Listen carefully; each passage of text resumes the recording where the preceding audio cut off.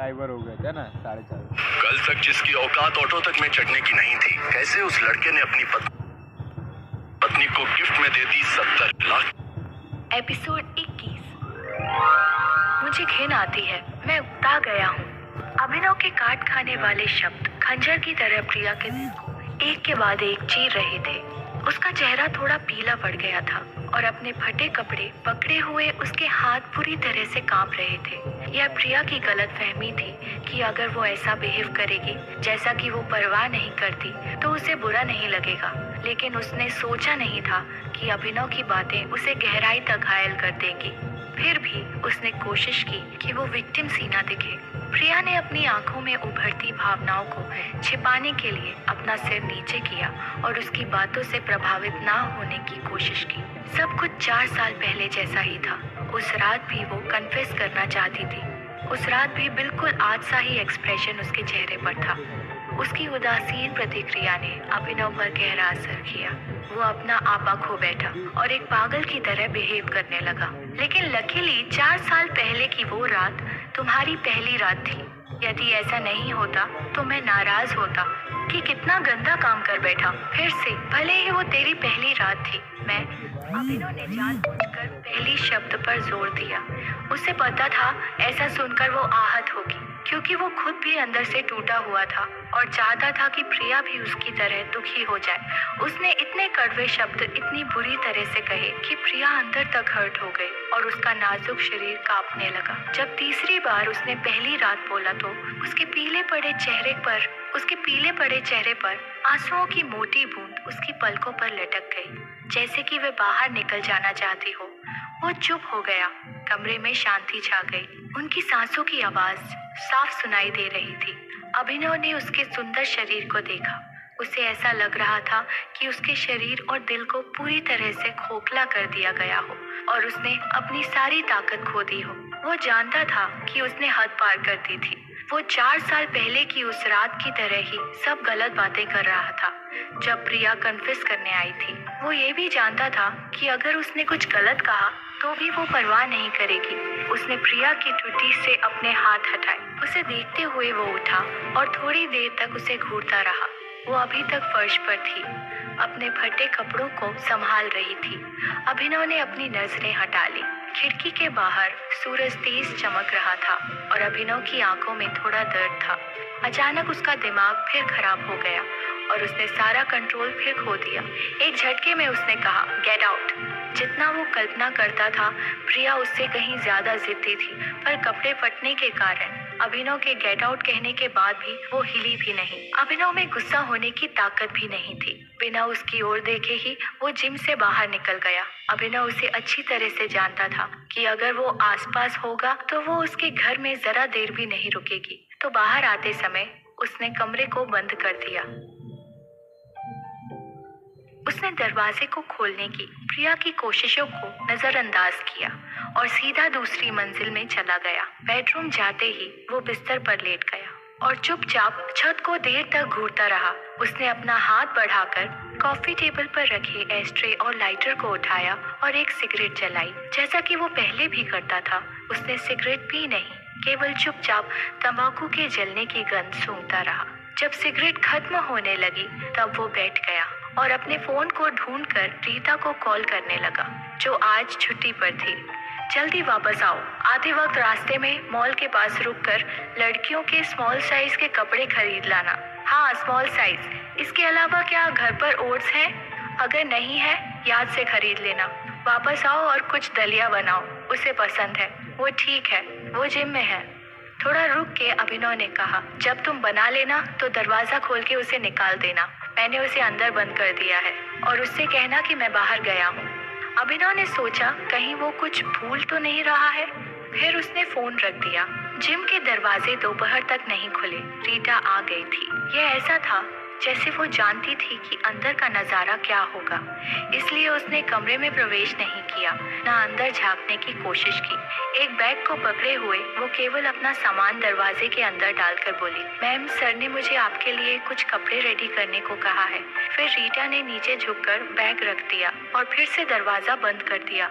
अभिनव ने जो कपड़े दिए थे, अगर कोई और ऑप्शन होता तो प्रिया उन्हें कभी नहीं पहनती। लेकिन वो अपने कपड़ों के साथ वापस नहीं जा सकती थी। सारे विकल्पों को सोचने के बाद प्रिया ने रीटा के लाए कपड़े पहनना ठीक समझा। बैग में कोई रसीद नहीं थी, लेकिन प्रिया इस ब्रांड को जानती थी, इसलिए उसने कीमत की ऑनलाइन खोज की। उसने अपने पर्स की तलाश की तो पता चला कि उसके पास इतने पैसे नहीं थे। थोड़ी देर के बाद उसने फैसला किया कि वो रीटा को ऑनलाइन पैसे भेज देगी और उसे अभिनव को देने के लिए कह देगी। रीटा वास्तव में गई नहीं थी। प्रिया ने जब जिम के दरवाजे खोले तो वो बाहर खड़ी थी। मैम, आपने कुछ नहीं खाया है, मैंने ओट्स बनाया है, प्लीज खा लें। प्रिया ने अपना सिर हिलाया, लेकिन इससे पहले कि वो कुछ कह पाती, रीटा ने कहा, मैम सर जा चुके हैं, इसलिए मैं यहाँ अकेली हूँ। प्रिया ने फिर से ना में सिर हिलाया। नहीं थैंक यू, मुझे भूख नहीं है।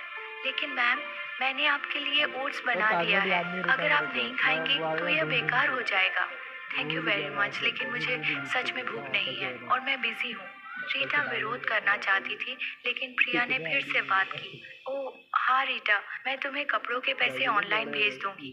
अभिनव ने उसे प्रिया के लिए उन कपड़ों को खरीदने का आदेश दिया था, तो वो अपनी ओर से पैसे कैसे ले सकती थी? बिना किसी झिझक के रीटा ने मना कर दिया। मैं आपसे पैसे क्यों लूंगी?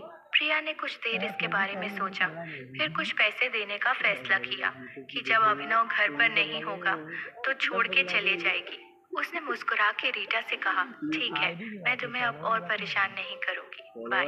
रीटा प्रिया को रोकना चाहती थी, लेकिन प्रिया तुरंत दरवाजा खोला और चली गई।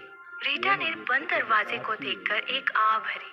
उसने अपना सिर घुमाया, ऊपर देखा और एक और आह भरी। वो पहले रसोई में गई और चूल्हे को बंद किया। फिर उसने एक कप चाय बनाई और अभिनव को रिपोर्ट करने के लिए वो ऊपर जाने ही वाली थी कि दरवाजे पर घंटी बजी। रीटा जल्दी से दरवाजे की तरफ भागी। उसने उसे खोला तो देखा कि प्रिया वापस आ गई थी। रीटा के चेहरे पर एक मुस्कान आ गई। मैम, प्रिया ने लिफाफा सौंपते हुए केवल एक शब्द कहा, रीटा आप इसे अभिनव को दे देंगी प्लीज, थैंक यू। जैसे ही उसने यह कहा, प्रिया रीटा को देखकर मुस्कुरा दी, फिर गुड बाय बोली और चली गई। रीटा ने लिफ्ट के ग्राउंड फ्लोर पहुंचने तक दरवाजे बंद नहीं किए। लिफ्ट के ग्राउंड फ्लोर पहुंचने के बाद उसने दरवाजे बंद किए, लेकिन इससे पहले कि वो 2 कदम चल पाती, उसे दूसरी मंजिल की रेलिंग पर कोई खड़ा दिखा। उसने चलना बंद कर दिया, ऊपर देखा और बोली, अभी सर। अभिनव ने बिना किसी शब्द के बंद दरवाजे को देखा। रीटा एक पल रुक के सीढ़ियों से ऊपर चल दी। अभिनव के पास पहुंच गई। उसने पहले उसे लिफाफा सौंपा, फिर शांत स्वर में कहा, मैंने उसे मनाने की कोशिश की, लेकिन वो खाने के लिए नहीं रुकी। रीटा बोलती गई। जाने के तुरंत बाद वो फिर से वापस आई और मुझे ये लिफाफा दे गई। रीटा के बोलने के बाद अभिनव ने कोई रिस्पॉन्स नहीं दिया, इसलिए उसने फिर से बोलना शुरू किया, मिस्टर अभी। इस बार अभिनव ने काफी देर के संकोच के बाद रीटा के हाथ में लिफाफे की ओर देखा। बहुत हिचकिचाते हुए उसने रीटा के हाथ से लिफाफा ले लिया। रीटा ने कुछ नहीं कहा और उसे अकेला छोड़ दिया। इससे पहले कि वो रसोई में कदम रखती, उसने दूसरी मंजिल की रेलिंग पर फिर से देखा। अभिनव अभी भी वहीं था, लेकिन अब उसके हाथों में सिगरेट थी। दरअसल रीटा ने कुछ चीजें उसे नहीं बताई, जिन्हें वैसे भी वो जानता था। उसने अपने बेडरूम के दरवाजे को उसी समय खोल दिया था जिस पल उसने रीटा के आने की आवाज सुनी थी। उसने दरवाजे पर खड़े खड़े चुपचाप सब कुछ देखा था। प्रिया ने रीटा की खाना खाने की रिक्वेस्ट को मना कर दिया था और उसने उसे वापस आकर रीटा को लिफाफा सौंपते हुए भी देखा। आप जानते हैं कि जिस व्यक्ति को आप चाहते हैं उसे जाते देखना कैसा लगता है, और जब आप इस बारे में कुछ नहीं कर सकते, उस पल में वो तड़प कर रह गया। उसके पूरे शरीर को ऐसा महसूस हो रहा था कि वो 1000 टुकड़ों में काटा गया हो। प्रिया ने कई दिनों तक लो कट टॉप नहीं पहना, ना हॉस्टल में ना क्लासरूम में। अभिनव ने उसके शरीर पर जो निशान छोड़े थे, उनको जाने में पूरे 1 हफ्ते का समय लगा। शुक्र था कि ठंड आ रही थी और वो खुद को कपड़ों से ढक के रख सकती थी। 8वें दिन प्रिया को डायरेक्टर लकी के असिस्टेंट शरद का फोन आया। शरद ने उसे बताया कि उसने डायरेक्टर लकी को प्रिया के बारे में बताया। उन्हें वो अभी भी याद है, इसलिए इस हफ्ते वो चाहते हैं कि वो ऑडिशन के लिए स्टूडियो में आए। कॉल के तुरंत बाद प्रिया को डायरेक्टर लकी की आने वाली फिल्म के पूरे डिटेल के साथ शरद का एक ईमेल मिला। यह वो मौका था जिसके लिए उसने 6 महीने इंतजार किया था। स्वाभाविक था कि प्रिया इसे हल्के में नहीं लेगी, इसलिए उसने फिल्म के रोल्स के बारे में पढ़ने में पूरे 2 दिन बिताए। ऑडिशन 10 बजे था, लेकिन प्रिया 9 बजे पहुंच गई। ऑडिशन का क्रम पहले से तय था। प्रिया 14वें नंबर पर थी, इसलिए उसे 11 बजे तक इंतजार करना पड़ा। फाइनली उसने स्टाफ के एक मेंबर को उसका नाम पुकारते सुना।